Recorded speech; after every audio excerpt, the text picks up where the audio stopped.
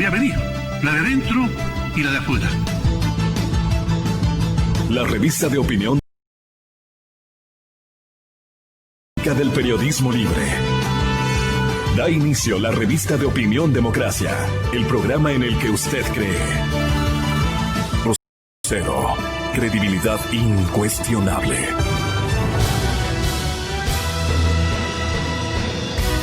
Buenos días, estamos iniciando ya este miércoles 17 de junio del 2020.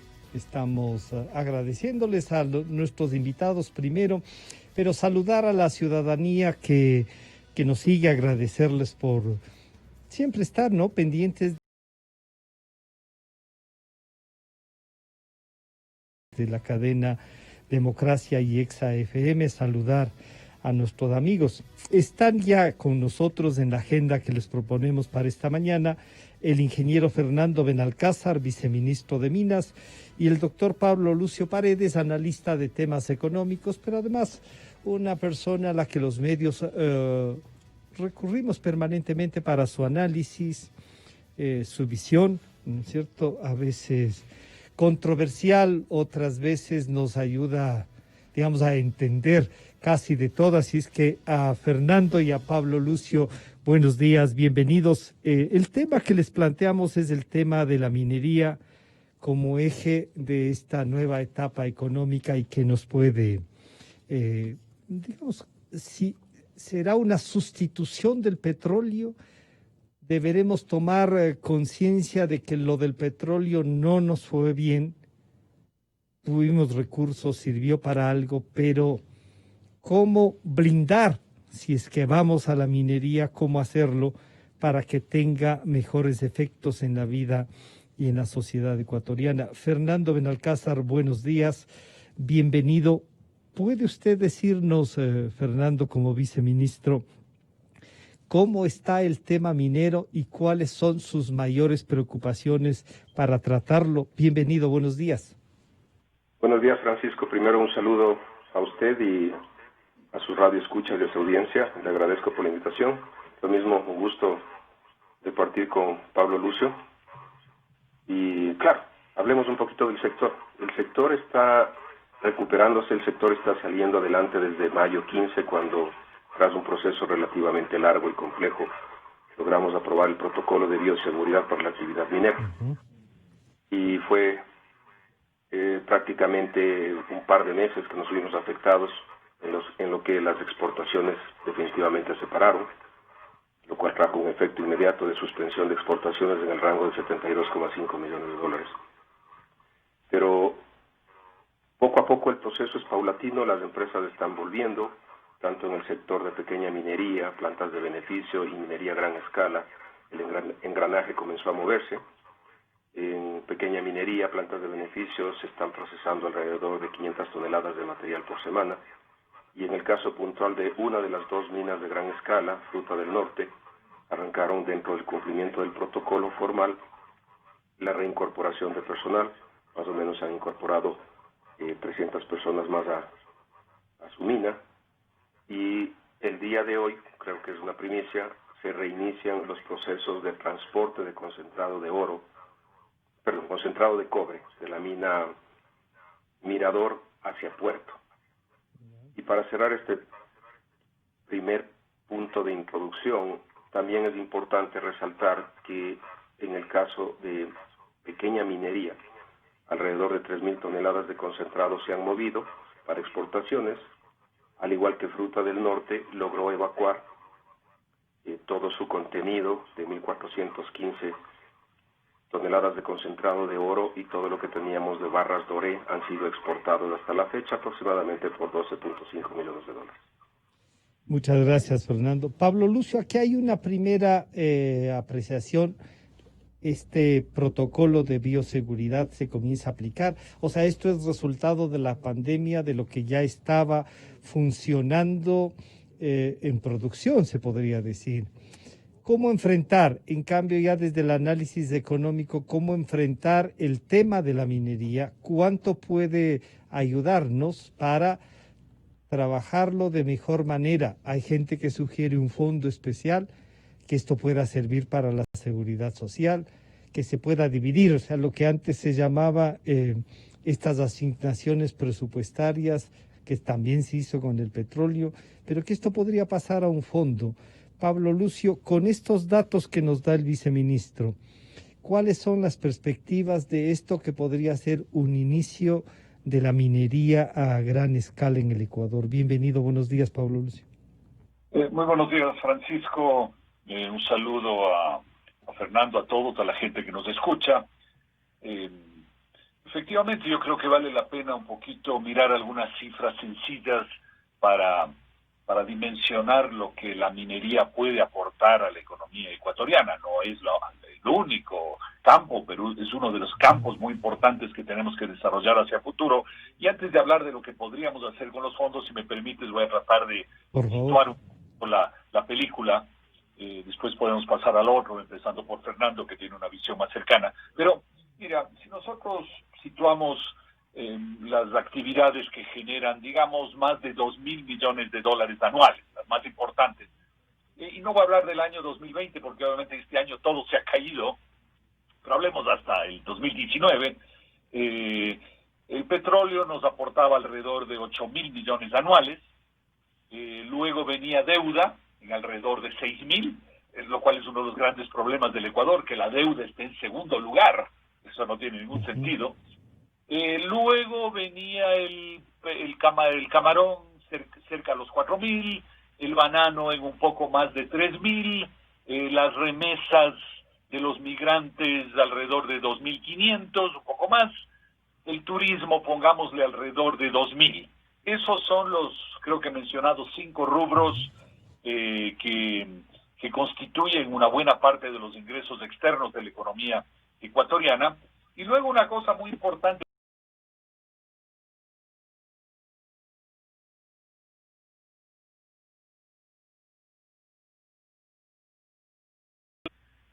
Entonces necesitamos conseguir más ingresos externos y, según diversas proyecciones, la minería podría aportar alrededor de 3.000 millones de dólares, ¿no?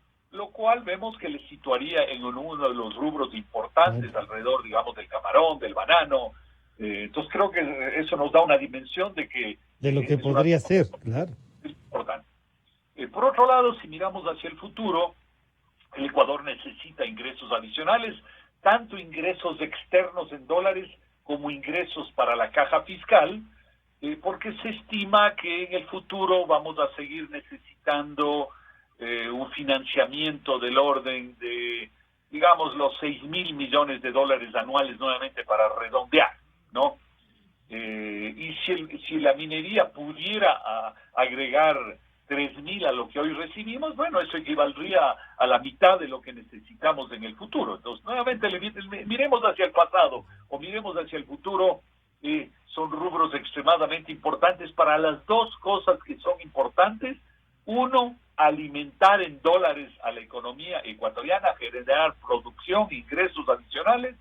Y lo segundo es también financiar al fisco. Y bueno, y una tercera cosa que es obviamente fundamental es generar actividad económica, empleo, movimiento, etcétera, etcétera. Entonces, en esos tres rubros, externo, fiscal y actividad económica, la minería puede ser un aporte muy importante en el futuro para la economía ecuatoriana. Creo que ese es un poquito, digamos...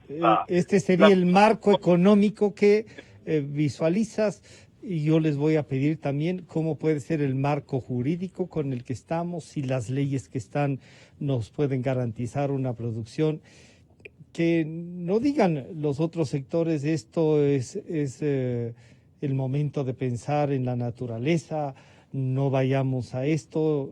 Bueno, todas estas cosas habrá que tener una respuesta. Fernando, si bien lo que nos dice Pablo Lucio como el marco económico y de desarrollo que puede servirnos para el país, y ya le vamos a preguntar luego de cómo podemos garantizar que esos recursos no sean para la fiesta, como lo que nos ha pasado estos 14 años, el marco jurídico, Fernando, le permite, que siga a Río Blanco, a Loma Larga, a Fruta del Norte, producir, y en qué condiciones le pone esta producción en la relación con el país y su legislación.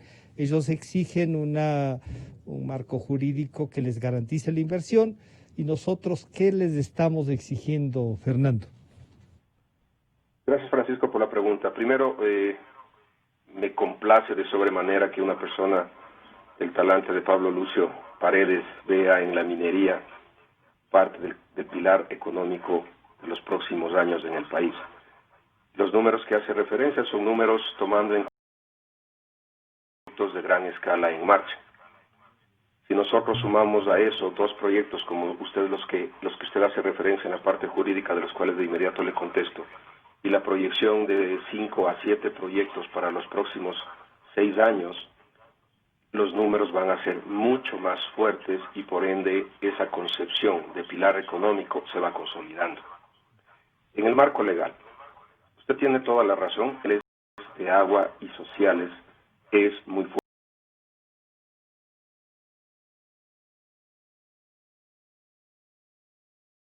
Ecuador es la transferencia de tecnología, conocimiento y dada la naturaleza de su estructura empresarial, el cumplimiento formal de mejores prácticas que nosotros llamamos o el compromiso formal de no dañar su nombre y sus acciones por errores y omisiones ambientales y sociales, si cabe el término, es una garantía. Hay buenas empresas ecuatorianas que tienen las mismas prácticas, tanto en mediana como en pequeña minería, quiero aclarar eso para no ofender a nadie. Teniendo un marco legal estructural en donde nosotros encontramos un reto. Ese reto es cuando ciertos grupos organizados, algunos pueden ser absolutamente sinceros, pero otros pueden tener intereses que van de la mano con actividades de haber descubierto un yacimiento, una potencial mina. Buscamos el mecanismo legal que es a través de una apelación hacia la justicia, en donde hablamos de problemas que pueden ir de algo tan básico como proteger el agua y los humedales, o algo extremo en el cual se habla de no haber realizado una consulta previa, libre e informada porque dícense pueblos ancestrales o similares. Y ahí es cuando vienen los problemas. El mejor ejemplo es Río Blanco. Claro. Río Blanco es uno de los problemas que estamos viviendo en el sector minero, pues la empresa se cansó, la empresa inversionista nos ha mandado una propuesta de un diálogo amigable previo a un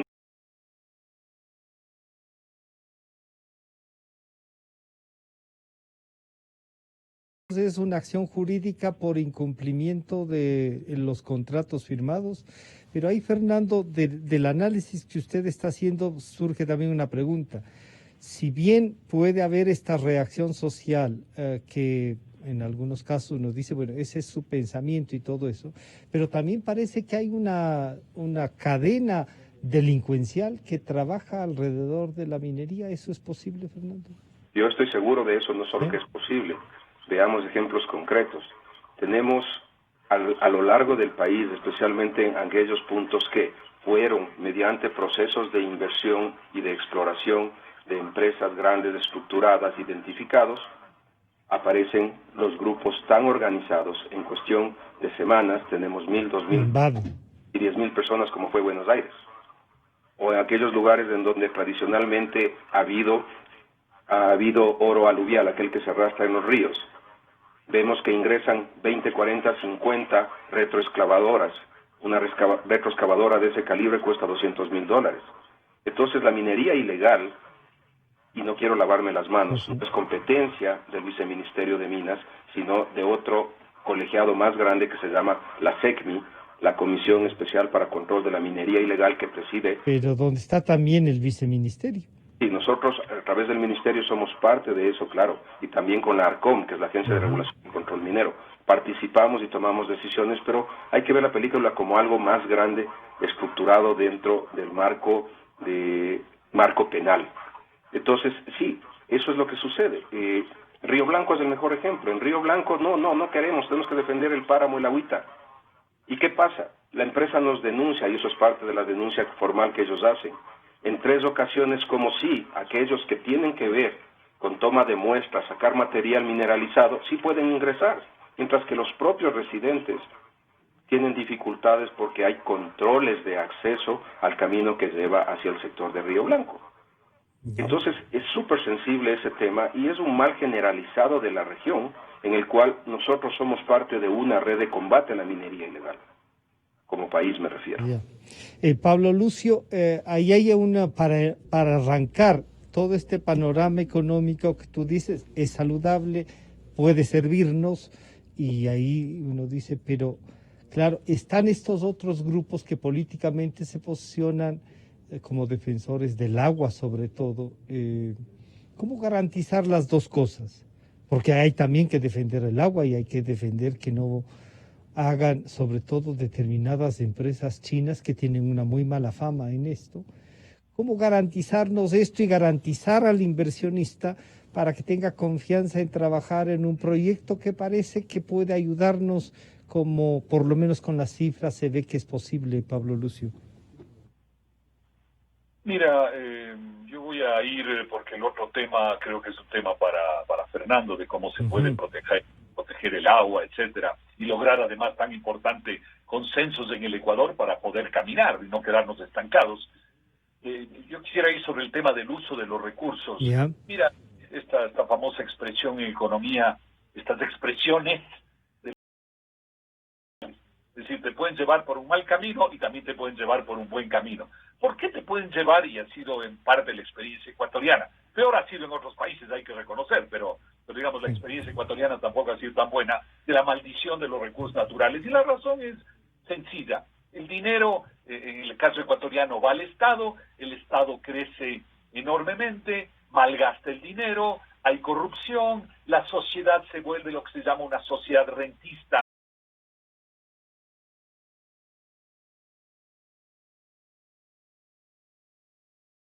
Digamos así, de enchufarme a ese Estado que tiene tanto dinero a través de un empleo, a través de los amigos, a través de los contratos. Y entonces la gente deja de ser productiva para dedicarse a la búsqueda de esas rentas.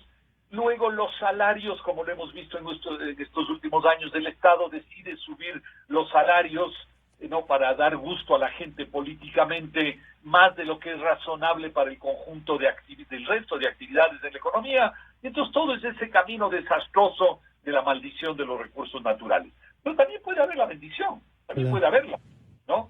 Pero ¿cómo garantizamos que no nos estemos cargando otra maldición? ¿En un marco jurídico, Pablo Lucio, con una visión, una propuesta de inicio?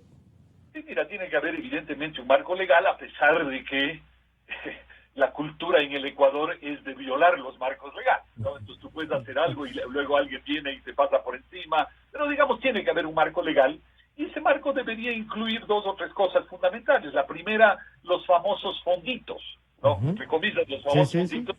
Es decir, siendo los recursos naturales muy variables en precios, etcétera, tiene que haber fondos para que no haya esos ciclos enormes de la economía, el ciclo extraordinario y luego la caída y luego otra vez, ¿no? Entonces tiene que haber esos fonditos, no hay ninguna duda, primera cosa. Segunda cosa, tiene que haber recursos para las comunidades locales. Si los recursos naturales se manejan en ciertos lugares del país, pues es obvio que esos lugares tienen que tener alguna renta relacionada a esos recursos. Lo tercero, el dinero tiene que ir a un fondo lo posible. Y yo digo cosas fundamentales para ese uso. Una, algo de eso debería ir directamente a todos los ecuatorianos, porque nosotros somos los dueños de esos recursos naturales, ¿no? Que una especie de subsidio de recursos naturales, digamos. Y sí. que además sería equitativo, porque todos recibirían por igual, y obviamente para la persona creo que se perdió. No, estamos bien. No, pensé que se había perdido. Para la persona más pobre, esa cantidad que recibe tiene más importancia y más valor que esa misma cantidad en manos de una persona que tiene más recursos. Entonces sería bueno para la equidad. Y luego tenemos que poner eso en inversiones que decidamos los ecuatorianos, que son inversiones de valor, de calidad, realmente útiles para el futuro del país. Y luego no hay ninguna duda, y mira, yo este tema lo vengo diciendo creo que desde hace más de 20 años, una parte de eso tiene que ir a apuntalar el sistema de jubilación. sabemos que tenemos un mal sistema de jubilación, que tiene un déficit de caja, que tiene un déficit actuarial, es decir, un déficit hacia el futuro. Va a haber que poner dinero en eso. Entonces me parece que un uso muy importante es una parte de esos recursos, ponerlos para apuntalar el sistema de jubilación para el futuro, porque eso tiene dos, y termino con eso. La primera es la más importante, la ventaja humana. Va a permitir que los ecuatorianos tengan una jubilación, digamos, digna. Y segundo, genera fondos de largo plazo para mover la economía, porque ese dinero no se queda en una caja. Ese dinero tiene que ser administrado inteligentemente hacia el futuro, y entonces genera recursos de largo plazo para la economía. Entonces yo creo que esos son algunos de los elementos que me parece que tenemos que reflexionar para convertir a la maldición en una bendición. En una bendición. Fernando, en cambio, en la parte estructural y lo que el Estado puede ofrecerles, tratando con la gente que puede oponerse a las cosas, tratando con ellos, cumpliendo lo que dicen las leyes, ¿no es cierto? Estos proyectos grandes, y a veces se visualizan unos bien grandes, pero otros que al parecer no se sabe si es que exportan, que no. ¿Cómo vamos a hacer el control de lo que exportan, la medición de eso? ¿Estamos preparados para iniciar ya esto, Fernando? Gracias por la pregunta, Francisco. Complementado todo lo ha dicho, creo que uno de los pilares importantísimos ha sido haber lanzado en diciembre del 2018 una estrategia de comunicación, información y conocimiento en aspectos mineros. Y esta misma pregunta es un claro ejemplo de eso. Nosotros en agosto del año 2019, identificando un vacío que se arrastraba de muchos años, supongo, sacamos una regulación específica que es regulada a través de la Agencia de Regulación y Control Minero, en la cual se establece claramente que antes de la exportación de cualquier producto, sea este sólido como las barras doré es la forma de exportar el oro con algunos otros minerales como plata, o sea en concentrados. O sea, que sea una especie de mezcla, no es oro puro. Eso, en el Ecuador no se hace refinación de oro, se hace fundición. Después del proceso principal que hacen en pequeña minería o en gran minería, con tecnologías similares, pero en cuidados ambientales un poco diferentes, se funden barras. Esas barras se llaman doré, que tienen entre un 30 y un 35% de plata a más del oro. Esa es una forma de exportación. El oro sólido exportado con esa impureza se llama doré.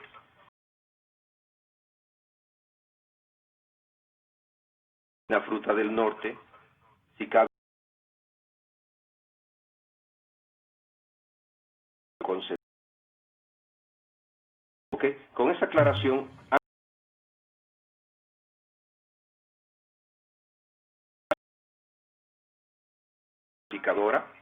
en el país existen 4 laboratorios, 3 de ellos multinacionales que hacen la verificación, y estos son requisitos previos a la exportación. Porque si no podríamos pensar que ahí puede haber, y estamos viendo que hay que tener todos los controles posibles, que puede haber una fuga de no tener en realidad un cálculo real de lo que estamos exportando, Fernando. No puede haber. No. Solamente la regulación y el utilizar organismos internacionales que siguen parámetros, estándares y requisitos internacionales de medición, sabemos exactamente qué porcentajes en ese concentrado de oro existen de oro, existen de otros metales, generalmente un metal principal, en este caso oro, y un metal secundario que generalmente es plata. En el caso del cobre, la exportación del concentrado de cobre, el mineral principal es el cobre y el secundario es oro.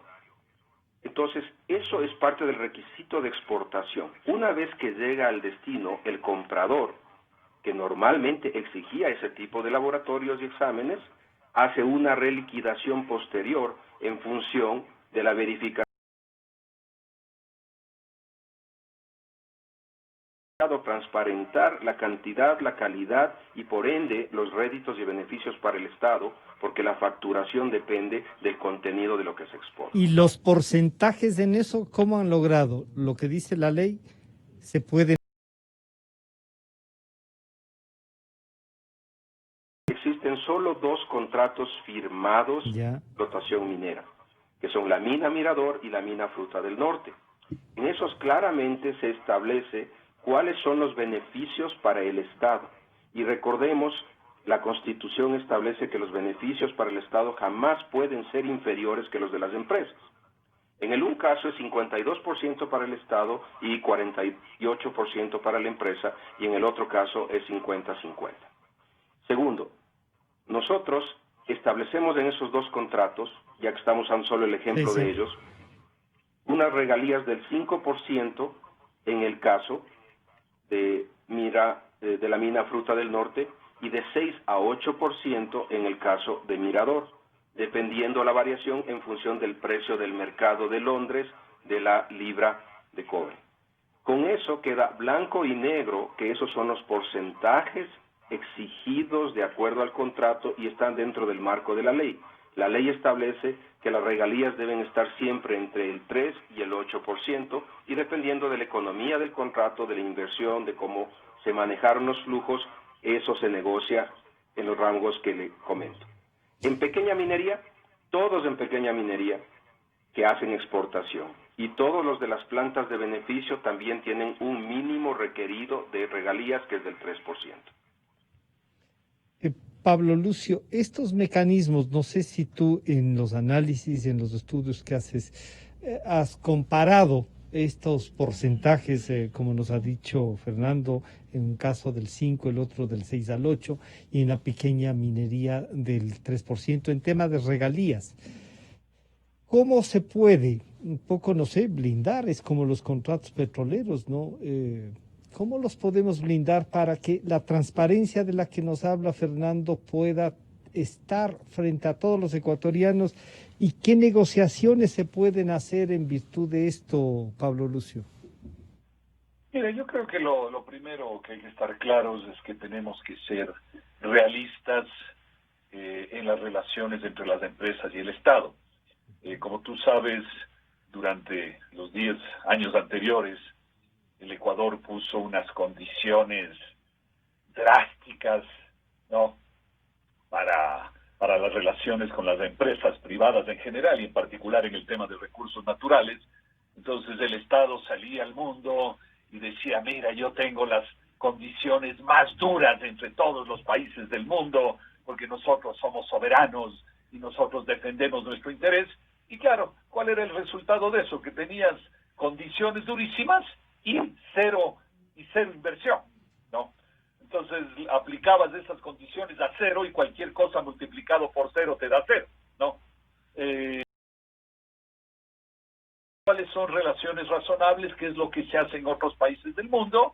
Y creo que siempre, si se lo hace de buena fe, hay la manera de encontrar un espacio de negociación entre los estados y las empresas, sin que las empresas salgan ganando en exceso y sin que el Estado salga ganando en exceso. Y esas reglas, pues es la famosa seguridad jurídica, esas reglas deben ser reglas que se mantengan durante el tiempo, y eso siempre lo decimos en el Ecuador, pero también siempre sabemos que a medio camino hay cambios, ¿no? Ahí alguien viene y dice, no, esto ya no es así, vamos a cambiarlo, y eso es una práctica que deberíamos cambiar, pero que hace parte todavía de nuestra cultura política, digamos así. Igual que lo decía hace un momento, mañana podemos poner las mejores leyes para crear el fondo para la jubilación. Y viene alguien y el FEIRE fue eso, ¿no? El FEIRE era 3.500 millones, vino un señor y se gastaron en el primer año. Exacto, mira, yo estuve en Montecristi en la asamblea donde se hizo ese cambio, ¿no es cierto? Y se decidió que ya no había los fondos y se cogió los 3.500 y se los llevó al presupuesto del Estado. Y cuando uno en Montecristi preguntaba, y bueno, ¿por qué se hace semejante barbaridad? La respuesta era, mira, nosotros somos gente muy responsable, así que esa plata la vamos a guardar y cuidar mucho, sino que no hace falta que esté en un fondo. La podemos tener perfectamente en la cuenta corriente, pero la vamos a cuidar. Pero como tú dices, al cabo de un año se la había cuidado tan bien que ya había desaparecido ese dinero. Claro, no sabíamos siquiera en qué han gastado. Pablo Lucio, de lo que le he consultado a Fernando sobre la seguridad jurídica, sobre las relaciones sociales, ¿Cómo plantearle a la sociedad ecuatoriana, que tiene también el discurso no a la minería, no a la economía extractivista? Hay una parte que hay que estar conscientes de que tiene. ¿Cómo llevarles a un acuerdo nacional en virtud de lo que puede servirnos, y tú has descrito, económicamente? Mira, Francisco, yo creo que ese es el gran problema del Ecuador, no en la minería, no en los recursos naturales, sino en general, la incapacidad que tenemos para darnos diversos actores y ponernos de acuerdo en base a algo que es lo que justamente no tenemos, la cultura, que es la cultura de dialogar y de escuchar al otro, que es la cultura de decir, a ver, ¿por qué será que él piensa diferente? ¿No? Siempre partimos de la idea, si él piensa diferente es que está totalmente equivocado, ¿no? ¿Para qué le voy a oír? ¿No? Entonces yo creo que eso es lo que tenemos que encontrar espacios en el Ecuador para oír a los demás y hacerse la pregunta, a ver, ¿por qué piensa diferente? Capaz que lo que está pensando es que el dinero va a desaparecer. Entonces tenemos que, por ejemplo, juntos plantear el fondo de jubilación, porque creo que cualquier ecuatoriano estará de acuerdo que si ese dinero va para las jubilaciones, al final casi todo el mundo termina jubilándose, pues es una buena cosa para todos. Entonces yo creo que ese espacio de la gente dice es que la minería destruye el medio ambiente, acaba con el agua. Bueno, hay que sentarse a entender por qué piensan eso y por qué el del otro lado piensa que sí se puede hacer minería responsable. Y creo que al final los ecuatorianos tenemos que pensar, si yo tuviera en mi jardín, digamos así, para simplificar, tuviera en mi jardín minería o petróleo, ¿qué haría? ¿Acaso no utilizaría esa riqueza? ¿La dejaría ahí y no la utilizaría? No, el 90% de los ecuatorianos van a decir, no, yo sí la utilizaría. ¿Pero cómo la utilizaría? Cuidando mi jardín, cogiendo ese dinero y utilizando de la manera más sensata para el futuro de mi familia. Eso simplemente es lo que hay que hacer. Entonces es yo diría una incapacidad de los ecuatorianos de sentarnos sobre cosas sencillas, de sentido común, a ponernos de acuerdo. Fernando, estos parámetros de diálogo y esta posibilidad de iniciar una dura tarea que va a venir para ponernos de acuerdo, pero iniciarla.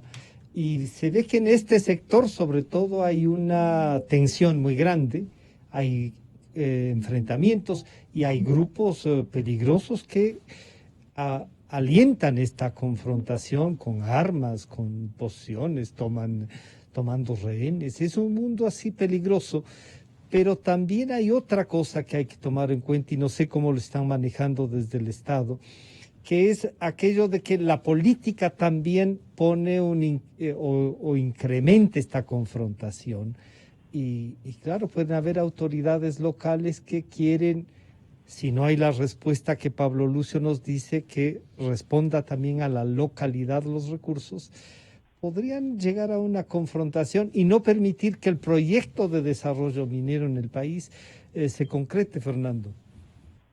Es verdad, hay varios mecanismos que nosotros hemos implementado. Primero, en el marco legal, la política pública minera establece y se introduce por primera vez en la proyección 2019-2030 un pilar, un eje clave que es la sostenibilidad social y ambiental. Entra con ese nombre justamente por las preocupaciones que existen alrededor de la actividad minera en los dos aspectos. Segundo, el Estado ecuatoriano tiene una deuda y sobre ella venimos trabajando en el último año, diría yo, que es la consulta previa, libre e informada, a través de la cual, y dentro de los parámetros de la Constitución, se debe hacer un proceso de consulta a ciertas comunidades ancestrales. Y no vamos a entrar en detalles de eso, pero también ese es un factor que contribuye o que contribuiría para una mejora. Otro dato que es importante, y quiero que en eso nos entendamos todos, y es parte de esa comunicación que es importantísima. El 60% de las regalías que generan los proyectos mineros, tanto de pequeña minería como de minería a gran escala, y si consideramos los dos proyectos que hago referencia y los dos proyectos que en los próximos años entrarán en funcionamiento, estamos hablando de alrededor de 3.360 millones de dólares en regalías. a lo largo de la vida del proyecto. El 60% de ese valor debe utilizarse y regresar a las comunidades en las zonas de influencia directa e indirecta del proyecto. Es decir, si se hacen las cosas de manera legal y transparente, por parte de los GATS se deben generar proyectos dentro del Plan Nacional de Desarrollo y el Ministerio de Economía y Finanza reasignar. Eso tiene un impacto muy grande y es evidente en las zonas aledañas a estas dos grandes minas ver la evolución que han tenido en los últimos 10 años. Pero también el 40% que queda, y en eso creo que es muy importante el punto que ustedes dos hacen referencia, es de libre disponibilidad para el gobierno nacional. Si de ese 40%, un porcentaje sustancial sería utilizado para el ejemplo que ustedes hacen referencia, pagar la deuda del Seguro Social, estamos hablando de que a lo largo de unos años en esta bonanza que generará la minería, se podría contribuir o se podría eliminar esa deuda. Y después, eso mantenerse un fondo de estabilidad, ya que veníamos utilizando un porcentaje de eso para el pago de la deuda, cuando se finiquite el pago, podría entrar a ese fondo. Porque la minería se proyecta para los próximos 10, 15 años como algo sólido y seguro. Y nosotros, desde el punto de vista de promoción de inversión, atraemos lo que decía al inicio, las mejores prácticas, precisamente para que, mediante mecanismos de ingeniería y diseño, la concepción del respeto ambiental es parte del proyecto y la interacción con el sector.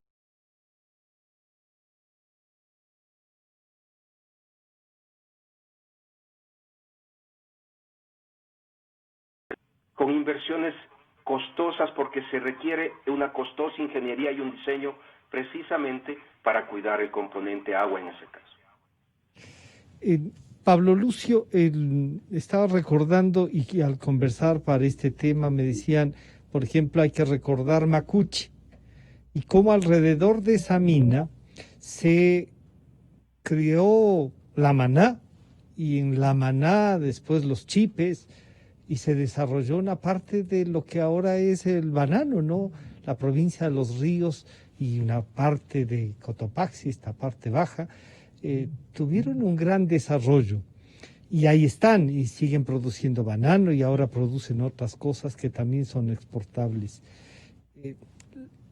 La minería en general puede tener estas condiciones buenas y malas. Tú has dicho la maldición o la bendición. ¿Cómo podemos, garantizándonos, cuando tú nos pones el ejemplo del jardín, garantizarnos el jardín, pero también el desarrollo? El marco jurídico que nos ha dicho Fernando, Pablo Lucio, ¿es suficiente? ¿Se puede discutir algo más? ¿Los gobiernos seccionales pueden plantear cosas a esto? Que no sea que todo el mundo se reparte y después nadie controla nada. Sí.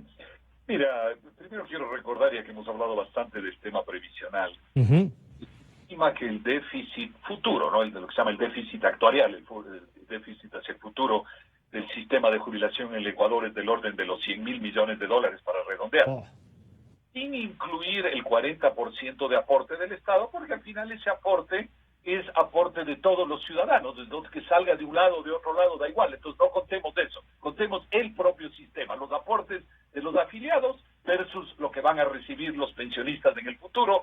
Hay un déficit de $100.000 millones, lo cual, entre paréntesis, nos hace pensar que tenemos que emprender una reforma de la seguridad social inmediato, digamos, tal vez no en este gobierno, porque ya no queda tanto tiempo, ni capital político, pero en el próximo. Y ahí también vamos a tener el mismo problema de los acuerdos, ¿no?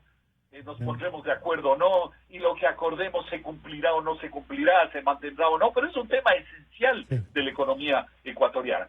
Entonces, son $100.000 millones y la minería puede aportar una parte de esos 100 millones. Obviamente no va a cubrir los 100.000 millones, pero cubrir una parte de eso es importante. Mira, yo creo que en realidad, Francisco, cuanto más simple lo haces, cuanto más simple lo haces, más posibilidades tienes de lograr un objetivo. Si tú dices, voy a repartir una parte por acá, otra parte por acá, esto acá y esto de esta manera. Siempre hay maneras de desviarse y que la viveza criolla salga ganando. Mira, un país como Noruega, que es un país institucionalizado, organizado, todo lo que tú quieras, ¿no? Tiene todos sus recursos naturales en un solo fondo cuyo objetivo es los jubilados en el futuro. Porque ellos, noruegos, organizados y todo lo que tú quieras, dijeron, mira, si esto empezamos a decir que va por aquí, por allá, que un poco para el presupuesto, un poco para no sé qué cosa, sabemos que la gente va a meter ahí en esas brechas, digamos, ¿no? Así que hagamos una cosa sencilla sobre la cual todos estamos de acuerdo, es todo el dinero va para un fondo futuro de jubilación, punto, ¿no? Quizás en el Ecuador eso sería lo mejor, ¿no? El 40% restante al fondo de jubilación. Sabes que en realidad eso a uno le alienta y dice, esto sí es posible. Exacto. ¿No? Porque ¿quién se va a oponer a eso? ¿Quién está en contra de que se mejore el fondo de jubilación? ¿No? Bueno, sí, habrá. El control es más fácil porque solo tienes que controlar una cosa, no tienes que controlar 10 cosas a la vez, tienes que controlar una. Ya me parece que probablemente la mejor solución, que parece lejana, porque uno dice, caramba, los noruegos hacen eso, capaz que los ecuatorianos no podemos hacerlo, pero capaz que en realidad, pensándolo bien, se adapta más a la mentalidad ecuatoriana, donde hay mucho despilfarro, entonces controlar una sola cosa capaz es más fácil, sí. Claro, Pablo Lucio, pero entonces ahí que puede ser una propuesta política, que puede ser una propuesta que incluso la debatamos y aprovechemos la campaña electoral. ¿Les podemos pedir definiciones en esto a los candidatos? ¿Debemos hacerlo? ¿Y qué les debemos decir entonces, Pablo Lucio? Mira, yo hacía parte... ¿O qué responderías si es que te convencen a ser candidato? Esperemos que sí. Ya estamos yendo hacia una conversación más graciosa.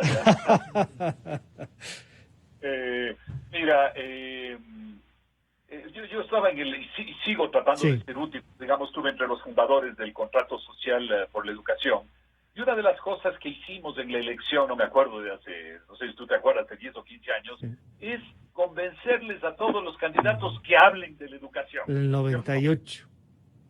Tal vez un poquito más, pero bueno, en todo caso, convencerles a todos que hablen de la educación. Yo creo que esto sería un muy buen tema, obligar a todos los candidatos a través de diversos medios a que todos en la elección del 2000, sobre ese tema, ¿no? En esa oportunidad se lo logró.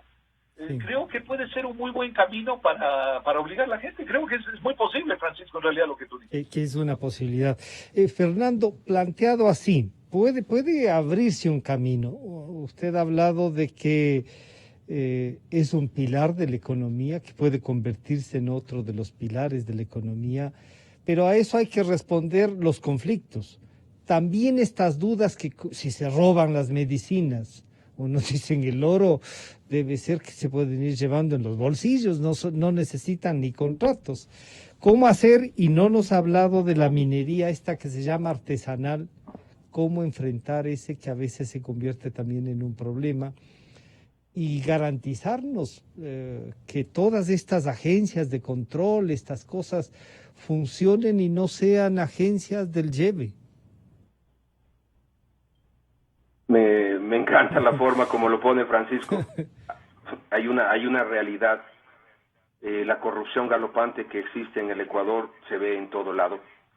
Y dentro de los esfuerzos hechos hemos depurado, hemos limpiado dentro de casa algunas evidencias. Cero tolerancia, hay que ser muy claros. Vivimos uno de los mejores momentos en la minería al contar con un ministro como el ministro René Ortiz, que le ha dado prioridad absoluta. Lo primero que él habla y piensa es en minería, después del tema eléctrico y después del tema petrolero. Siendo un hombre que viene del sector petrolero, creo que ha visto la importancia del sector minero. Entonces, hay dos cosas que quiero resaltar. La cero tolerancia a la corrupción en nuestra área. Segundo, la importancia de nosotros buscar mecanismos dando continuidad a decisiones tomadas en la administración anterior, pero dentro de esta presidencia, que fue la adhesión del Ecuador a la iniciativa de transparencia para las industrias extractivas, EITI. El día de ayer dimos un gran paso en ese sentido. Completamos el penúltimo paso, que es el inicio a través del grupo multipartícipe. Multipartícipe quiere decir la sociedad civil, las empresas del sector minero e hidrocarburífero y el gobierno, para arrancar el plan de trabajo Ecuador, que es el último requisito para que el quinto. Gran ventaja al arrancar, la desgracia o la bendición de los recursos naturales tiene que transparentarse. Si no transparentamos, como pasó en otras industrias extractivas, caemos probablemente en un mixto. Lo que buscamos al tener dos minas de gran escala es que todo mundo, todo ecuatoriano, abiertamente, desde el periodista hasta el del GAD o hasta el de la autoridad local o las ONGs de control, puedan tener acceso a saber, este contrato minero ha generado tanto, y en el proceso del beneficiario final no han habido chanchullos, no ha habido pérdidas, sino todo lo normalmente y legalmente aceptado por proyectos, por diseños, por ingenierías, para llegar a la obra misma. Hay 53 países en el mundo que se adhirieron a esta iniciativa noruega, que se llama EITI, y definitivamente tuvimos la precaución de proponer desde varias instancias, la sociedad civil y desde el interior del gobierno, y en septiembre del año 2019 fue el señor presidente que confirmó la adhesión del Ecuador a la misma o la candidatura en su momento. Creo que eso es un mecanismo que los ecuatorianos debemos pensar, que en esta administración lo vamos a dejar encaminado, porque el momento que se sube usted a ese tren no puede bajarse del mismo. Entonces, para octubre esperamos la aceptación formal del Ecuador dentro de esta iniciativa de transparencia, que eso permitirá la idea que ustedes plantean, y creo que el ministro Ortiz y yo podemos encaminarla, podemos empujarla, y de hecho hemos tenido ya conversaciones previas, porque definitivamente si todo ecuatoriano viese, ¿quién no tiene un padre o un abuelo que está jubilado y depende de ese seguro social? Y si todos viésemos que la minería responsable y bien manejada contribuye a ese fondo y garantiza el futuro de eso, por lo menos una parte. Una parte indiscutible. Sabe que sí, sí. Pero recordemos que hay un 40%, y si solo hablamos de regalías, insisto, el número son 3.367 millones de dólares con 2 proyectos. O sea, cuando que vengan sí, y tengamos 9, 11 proyectos en los próximos 10, 15 años, ese fondo va a ser sustancial, porque el Ecuador es un país privilegiado. claro. En el recurso natural. ¿Cómo logramos que esta bendición, y si vamos a insistir, no se vuelva maldición? Y una parte que me está faltando, Fernando, que es esto de la minería artesanal. ¿Qué se llama minería artesanal y en qué se puede convertir eso que nos han dicho es la mayor contaminante? Hay dos aspectos de la minería artesanal por definición. La minería artesanal se la conoce como la minería de subsistencia. Generalmente son grupos pequeños familiares, 5, 6, 7 personas, primos, hermanos que trabajan juntos. En eso hay esfuerzos grandísimos de parte del gobierno con ayuda de organizaciones internacionales de Naciones Unidas en el tema ambiental. Porque el gran problema que tenemos es que se tenía una práctica común, que es la de amalgamar, a captar el oro aluvial, el oro que se recoge en los ríos. Es muy fácil, si cabe el término, como un gran imán, usar mercurio. Y después lo que se hace es calentar, evaporar el mercurio y queda el oro limpio. Eso es una práctica que a nivel internacional y en el Ecuador es el manejo del mercurio. Entonces, se le tacha o se le tilda a la minería artesanal como altamente contaminante y nociva, es porque quedan vestigios o grupos que todavía manejan esa práctica. Desde el punto de vista ambiental y desde el punto de control ambiental y de regulación, es una de las prácticas más censuradas con cero tolerancia. Eso es a lo que se refiere. Nosotros acabamos de hacer en estos últimos días un instructivo formal en el que invitamos a la Asociación de los grupos artesanales mediante estructuras legales para que ellos puedan entrar en la categoría de pequeña minería, en donde al estar organizados y estructurados de una manera diferente, es más fácil la aplicación de mejores prácticas y estándares porque puede haber más transferencia de tecnología. Yo les quiero pedir que escuchemos lo que dice el señor prefecto de la SUAY, don Yacu Pérez, sobre esto, porque podríamos decir a lo mejor él va a hacer una representación más dura frente a los temas, estará seguramente auspiciado por otros sectores también y políticamente respaldado. El señor Pérez dice lo siguiente. El Ecuador nunca ha sido un país minero, que ha tenido unas pequeñas actividades de minería artesanal. Pero ha sido petrolero, o sea, hemos vivido del extractivismo. Petrolero así desde 1970. Y no aprendemos la enfermedad holandesa. O queremos ser como Venezuela, que depende exclusivamente del petróleo y este rato el 98% de alimentos son importados.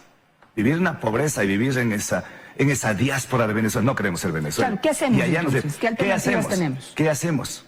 Hay que apostar por la agricultura, por la agroecología, por el turismo. La mayor parte de países en el mundo vive del turismo.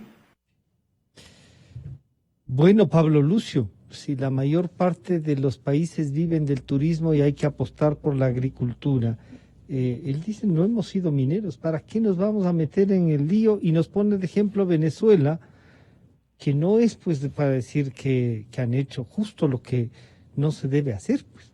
Pablo Lucio.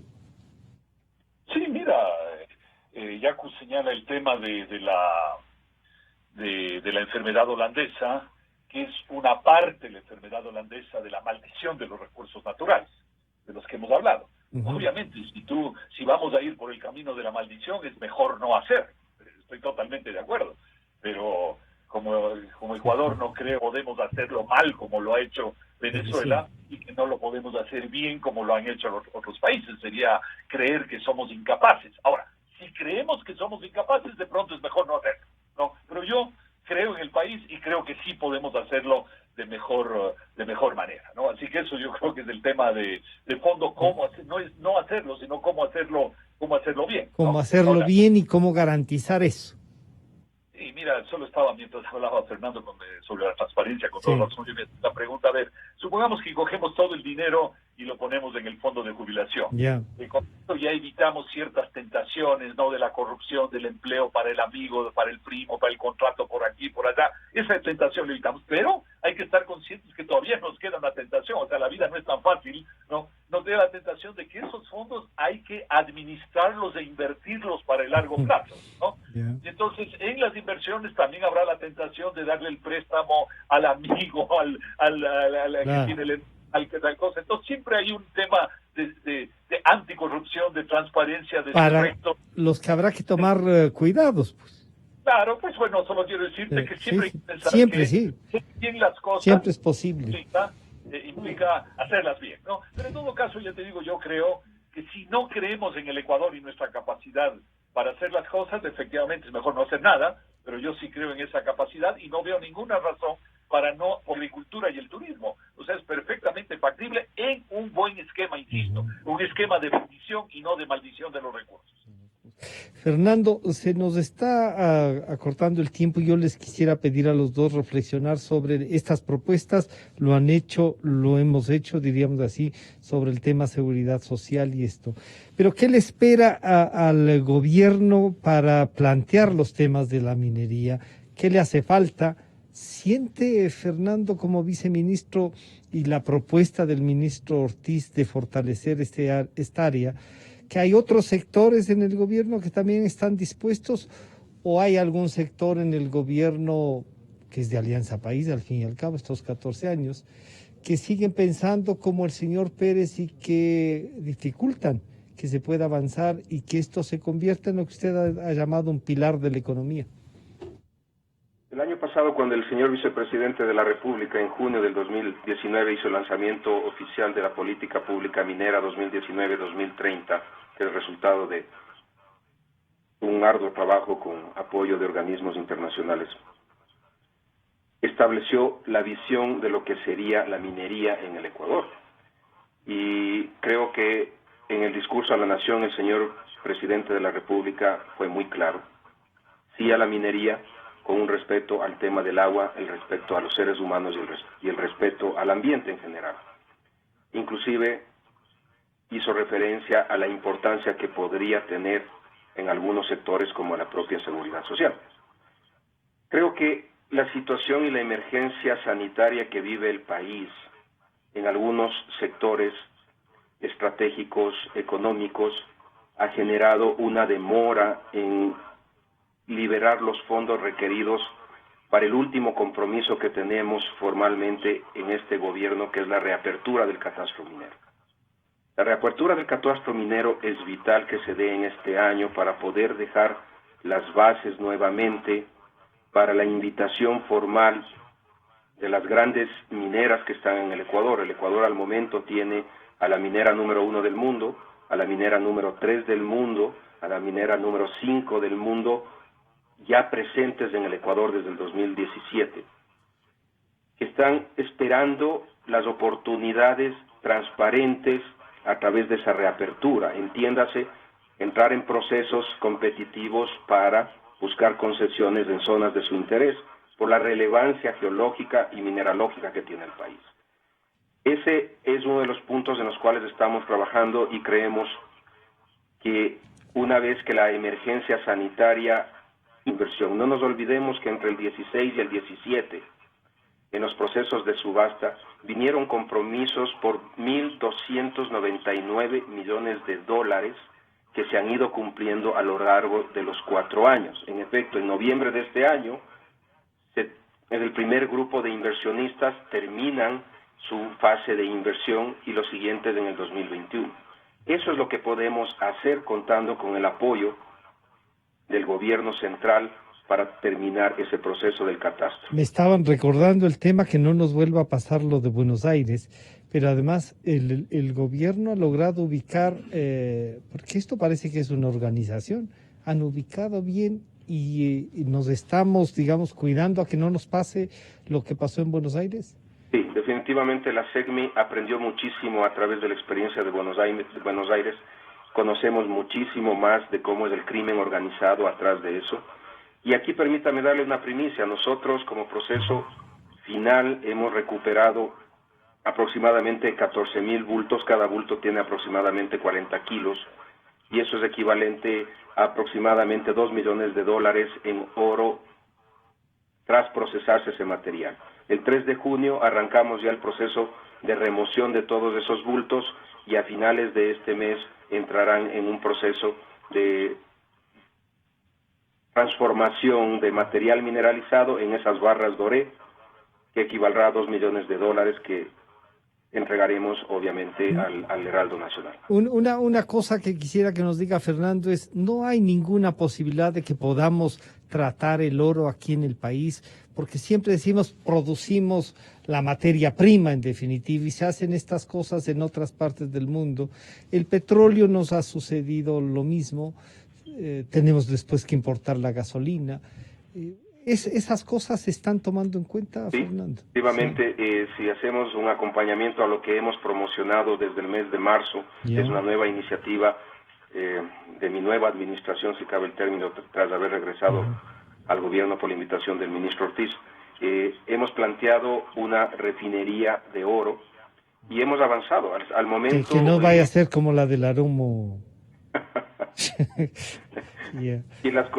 Aquí las cosas no son en este mundo patrocinadas por el gobierno, son del sector privado exclusivamente. Y hemos tenido una respuesta fantástica. Al momento vamos conversando en lo que se llama con una inversión menor, 70% de plata y un 70% de oro, generalizando. Y fundir y subir el contenido del oro a un 90%. 90% de oro. Esa ya sería una transformación hecha aquí. El valor de exportación sustancialmente. Tenemos y hay entonces esa posibilidad con la que estamos conversando al respecto. Pablo Lucio, de acuerdo a lo que se planifica, a lo que nos están planteando, habría la posibilidad entonces de tener un buen camino, ¿no? Y unas posibilidades, si tomamos las precauciones de que sea una política de bendición. tú que sueles ser tan duro a veces en tratar los temas económicos y así los cortas ahí, ¿cómo flexibilizamos para el acuerdo? Eso es lo que tengo la impresión, y tú también nos has dicho, bueno, esto es para el deporte nacional, el no ponernos de acuerdo. ¿Qué caramelo hay que tener para esto? Mira, Francisco, tú, yo, gente que nos escucha, Fernando, hemos estado en este tema en el sentido amplio, digamos, de la política, en la comunicación, y te digo, hay días en que yo amanezco más frustrado y digo, la verdad, tantas cosas que venimos peleando en el Ecuador desde hace tanto tiempo y no se logra caminar. Hay días que me levanto con mejor ánimo y uno dice, bueno, esa pelea vale la pena porque al final se va caminando, ¿no? Yo no, después de 35 años de estar en esto, no te puedo contestar de cuál es el buen camino para lograr acuerdos en el Ecuador. Las vías de la comunicación, la vía de las reuniones, la vía de diálogos más amplios. La verdad no sé si tú tienes... La pandemia puede ayudarnos, esto de a lo mejor conversar con distanciamientos puede ayudar un poco a no vernos, pero ahí te diría, tú ves como analista económico que el camino iniciado por la minería hay que jugárnoslo. Yo no tengo ninguna duda que hay que seguirlo, lo tenemos y hay que hacerlo bien. Creo, como decía Fernando, que hay que ser realista en lo que se puede hacer en estos 11 meses que le quedan al gobierno.